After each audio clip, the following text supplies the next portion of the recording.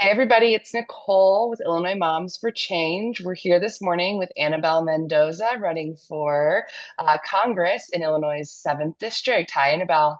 Hi, thanks for having me, Nicole. It's such an honor to Thank be here. thank you so much for being here with us this morning. I know it's the busy part of the campaign. We're only, gosh, 5 weeks. 35 days, something like Yeah, that. we're so close already.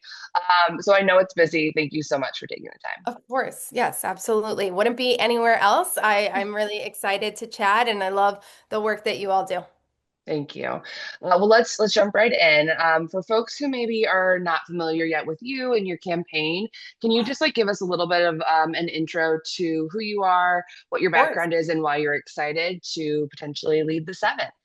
Absolutely. So I am born and raised here in the city of Chicago. I grew up on the southwest side. For folks who know where Midway Airport is, I grew up in that neighborhood, West Lawn, which is a predominantly working class Latino and immigrant community. And that's where my childhood was. I have memories of riding my bike around Marquette Park while my dad went on his jogs. I have memories of block parties, but it was also the time where my parents deeply struggled financially. Working class parents, they had their full-time jobs. My dad would pick up extra shifts whenever he could. He used to work at Jewel Osco and then he worked at Blockbuster and was a manager at Blockbuster and then, again, picked up extra shifts whenever he could because that extra money really did go a long way for my family. And there were times where my mom was itching for that extra check to come in because it was going to pay for what we needed for school, gym shoes, or it was going to pay for clothes. And we were kids at the time, so obviously we're growing out of our clothes very quickly. And you know how it is. It's very expensive to have kiddos.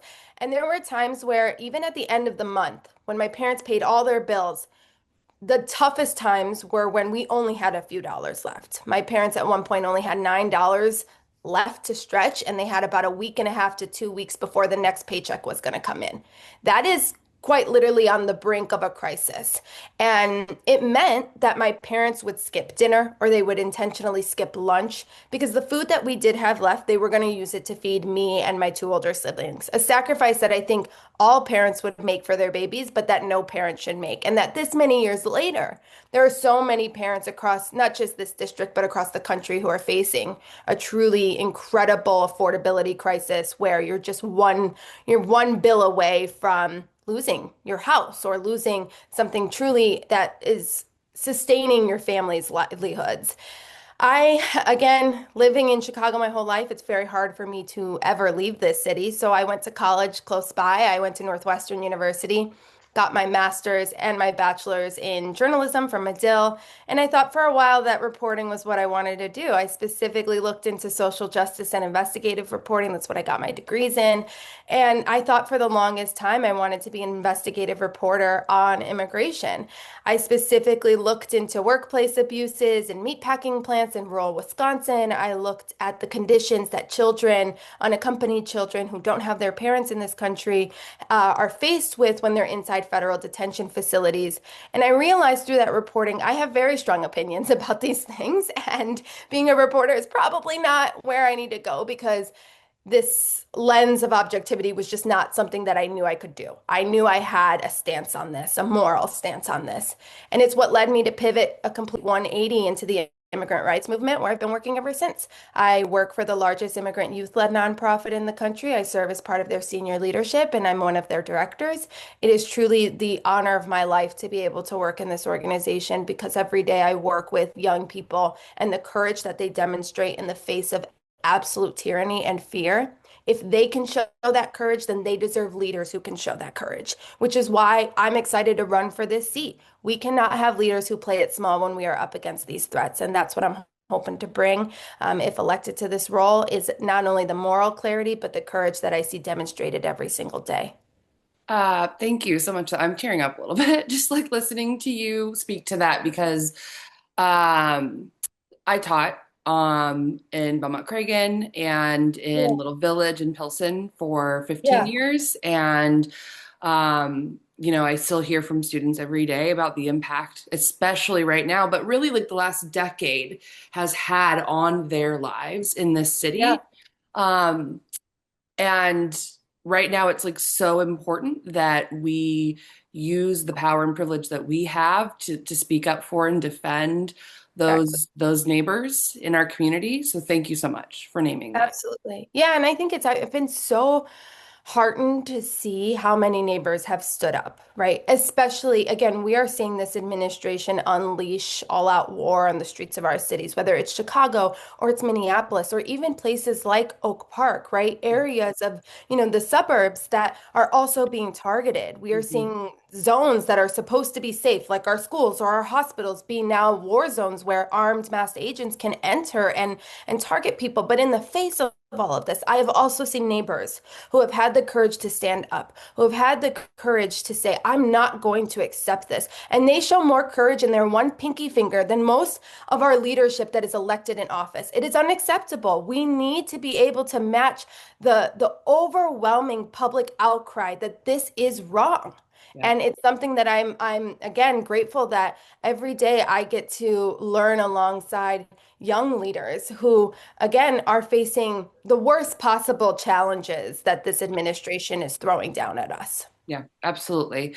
I think, that lends to my next question for you, but Yeah. thinking about urgency, if you're elected and in January you get to head to Washington, what are the most urgent things that you will focus on doing as soon as you hit the Capitol? Absolutely. The biggest thing right now that we are seeing is the threat of again, the violence on our streets, something that we know is only going to increase. And I think it's very important that people understand that these midterms, to me, in my mind, and I'm sure many people feel this way too, they're the last opportunity for this administration to really put the nail in the coffin in terms of how it wants to consolidate power. We should not be surprised that it's likely this administration will try to station ICE agents or CBP agents near polling locations to try to intimidate folks, to try to chip away at people's ability to vote and their right to vote and exercise that freely in our democracy. We are seeing a sledgehammer be taken to our democracy. So the first thing that I'm going to do in office, if elected to this role, is to prosecute these ICE agents, make sure that they are held accountable, empower the individuals who have had their due process and their constitutional rights to exercise every legal mechanism possible to also get what they're owed, because if everyday citizens or even immigrants who have had those violations to their rights openly done by this federal government, we need to make sure that Congress is empowering folks to be able to exercise their rights, providing the resources to do so, and is actually exercising their responsibility of oversight. That is something that I think we've seen Congress unfortunately be extremely weak on. When this administration is testing the limits, we need to hold them accountable. This is not just a bully. This is a bully with a gun. This is a bully with an army. This is a bully that is going to test the absolute furthest it can go. And if we do not hold him accountable, if we do not hold these agents accountable, they will only take it further and further. And again, we are quite literally on the brink. This is our time to gain ground back. We got to impeach this president. We have to impeach Secretary Kristi Noem. We have to get these leaders who are not leaders out of office.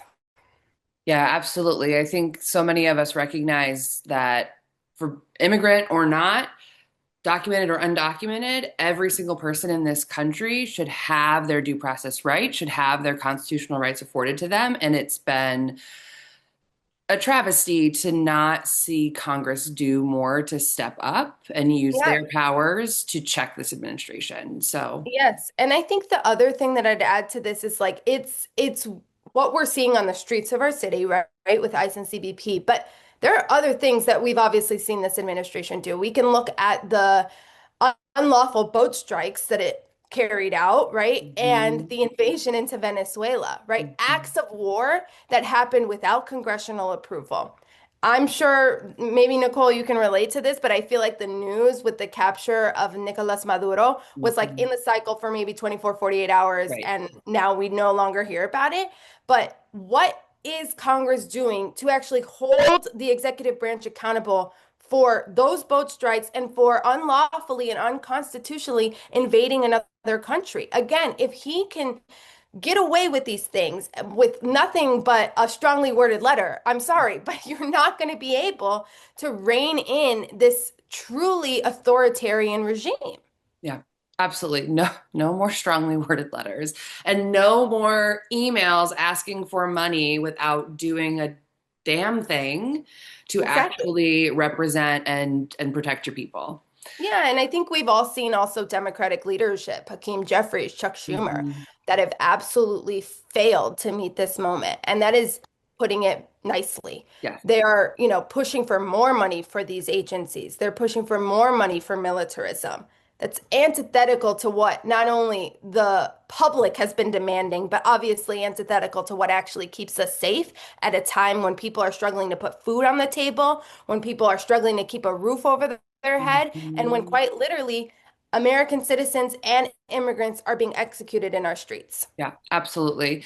Um, and I don't think anybody would disagree that stopping and holding ICE and this administration accountable is the most urgent and pressing thing that needs to happen right now.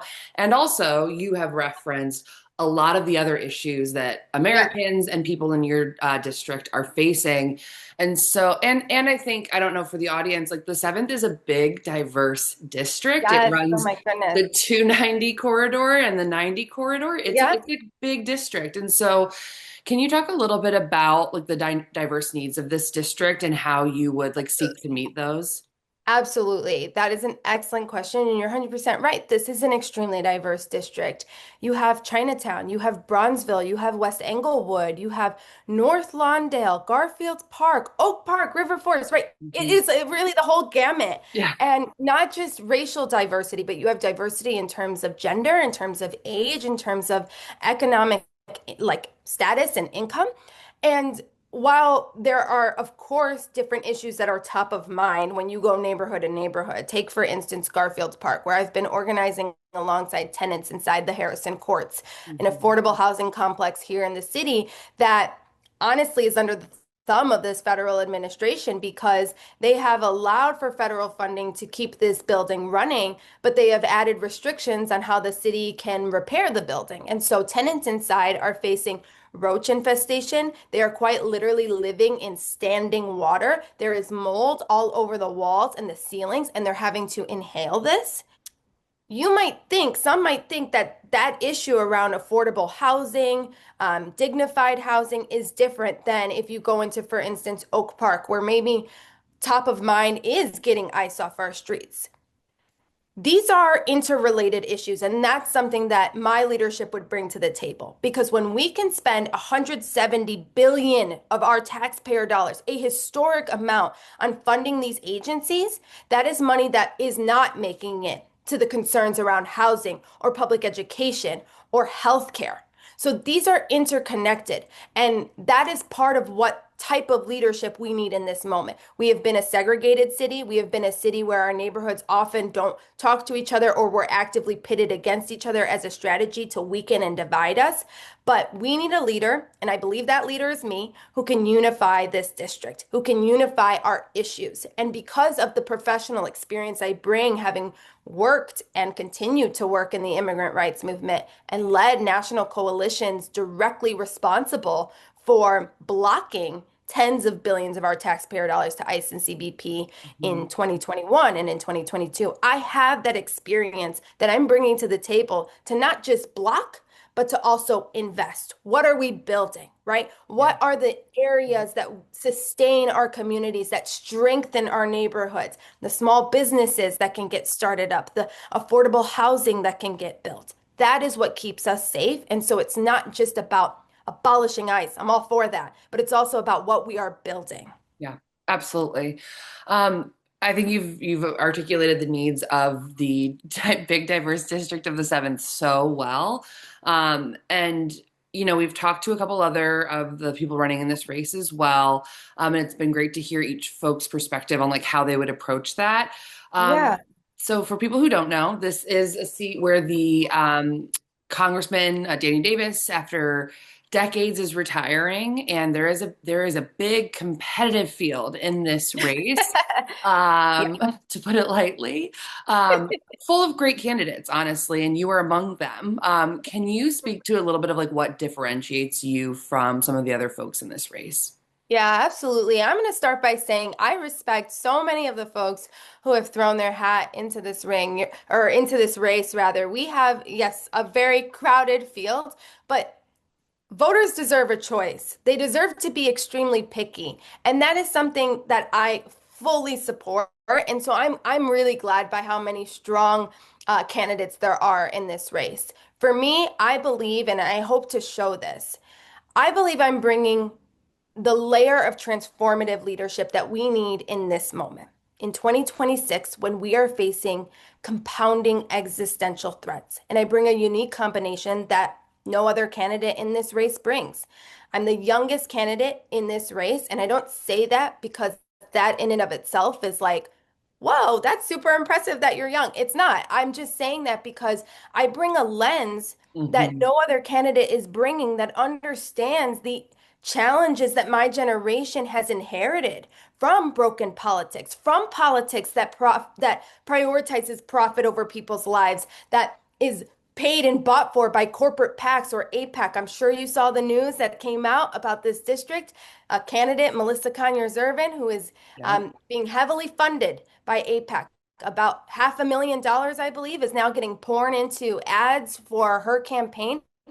This is exactly what's wrong with our politics. This type of broken politics that is willing to sell out our values. My values aren't for sale. This district is not for sale. Yep. And so I understand not only the challenges my generation has brought, but I also understand that it has always been historically young people who have pushed the envelope forward of what people actually think is possible. We've proven people wrong. We said, watch us get it done. And we've shown what can be possible. That is the energy that I bring to this race. And again, I'm the only candidate that brings both personal living and being the daughter and granddaughter of immigrants, but also professional experience working in the immigrant rights movement at a time when this is the major issue that our communities are up against. And like I said, Nicole, before, it's not enough to just talk about ICE. You have to be able to connect the dots between all of these issues. And I Yep. feel I am uniquely positioned to do that at a time when we need truly transformative leadership that is going to go out there, that is going to earn votes and do the hard work to actually earn people's support, not just expect it. Yeah. I think another thing that you bring to your candidacy is understanding the rights the needs of women, and that's something we are our audience is Absolutely. largely moms and women, and so I wonder if you could speak just a little bit to specifically things that you would focus on, like through policy and through the way that you lead, that would impact moms and families and women in the state. Absolutely. I mean, we are at a time when clearly the rights of our bodies, our right to choose what happens to Mhm. our bodies is something that is being attacked on every front. And I think that something that I would never back down from is our right to choose what we want with our bodies, right? That ability to have that freedom to choose, to make sure that reproductive rights includes access to abortion care, access to gender affirming care, all of these things that are health care. These need to be protected rights. And when we are seeing it dismantled, we need strong women who are going to fight for it. And Yeah. I believe that that is me. I mean, I look back to the how I was raised. My mother is one of the strongest women I have ever known. And I look at how she led her life in times of incredible pain, in times of incredible just hardship. And she led with her head held high. She led with courage. She led with her values at the forefront. And for the mothers listening, I know that that is how you're also raising your babies.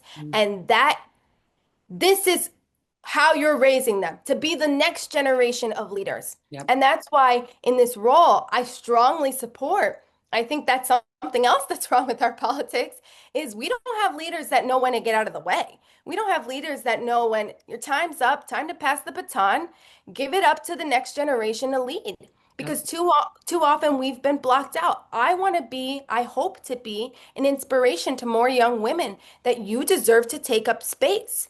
You Yep. deserve to be loud. Don't let these old, I'm sorry, but old white men tell No. you that you don't deserve to be there Yeah. Yeah. because we deserve to take up space and we're going to be, we're going to be told you're too young, you're too this, you're a woman, you're that, whatever. I don't care. I know my values. I know how I show up, and I'm going to prove you wrong. Yeah. There's a reason why some of the best leaders that we have in Congress right now are Yeah. millennial and Gen Z women. And there's a reason why they're the folks that Donald Trump and his administration seems to like not be able to get, their names out of their mouth because they're afraid of them and their power. So Absolutely. yeah. Yeah, he's truly threatened by so many different women, whether it's Representative Rashida Tlaib or Ilhan Mhm, Omar, right? Like, mhm. especially women of color, right, who Yep, have endured so much of this administration's just blatant sexism and just, I mean, we could go on and on about yeah, what's wrong with them. And it's not just elected leaders, it's strong, accomplished women who are reporters, right? We see them yeah. in the press room where he insults different reporters. He calls them all different kinds of names. He's threatened by the power of women and what we bring to the table. And good, he should be threatened by it because we know our shit and we're going to show up and we're going to fight for our communities like we fight for our own families. 100%. 100%. Well, Annabelle, I want to make sure that I'm respectful of your time, but Of course. before we, wrap up for today, I wonder if there's just anything we haven't gotten to today. Covered a lot, but if we haven't gotten to that you just kind of want to like end on and make sure that you get to communicate to our audience as they consider who they'll be voting for on March 17th. Yeah, absolutely. Again, I'm really grateful for the opportunity to share a little bit more about myself. I know that voters have so many different options where they can go. And I've talked to a lot of voters on the ground who are just like, there's so many of you. You're all so great. I don't know who to choose. Can I Yeah, morph you all into one person? I wish that were possible. At the end of the day, I'm really grateful for the opportunity to earn people's support. I'm grateful for the opportunity to showcase my vision for this district, one where we truly are united. If anything, we have seen that this administration and any administration that comes after, right, with bad faith politics, their tactic is going to be to divide us. It is going to be to pit us against each other. It is going to be to mhm, try to prove that our issues are actually competing. What we want is different. I don't believe that. We've been sold a lie of scarcity when we live in the richest country in the world, when we clearly see that billions of dollars can be spent on war crimes and genocide and ICE on our streets and increased militarism and tax breaks for the ultra wealthy. And yet we still continue to say that there's not enough money for healthcare for everybody or making sure that our public education system is strong. I will never accept that lie. And that is how I'm entering this role.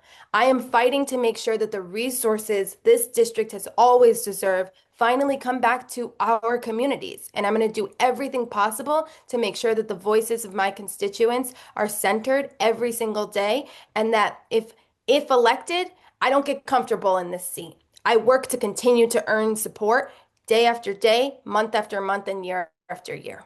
amazing. Thank you so much, Annabelle. I really appreciate it. Thank you, Nicole. Thanks for having me. Of course, folks. Early voting is open now. The primary election is on March 17th. You can get all of your information on your ballot at the Board of Elections website. So get ready and go vote, everybody. Go vote. Yes.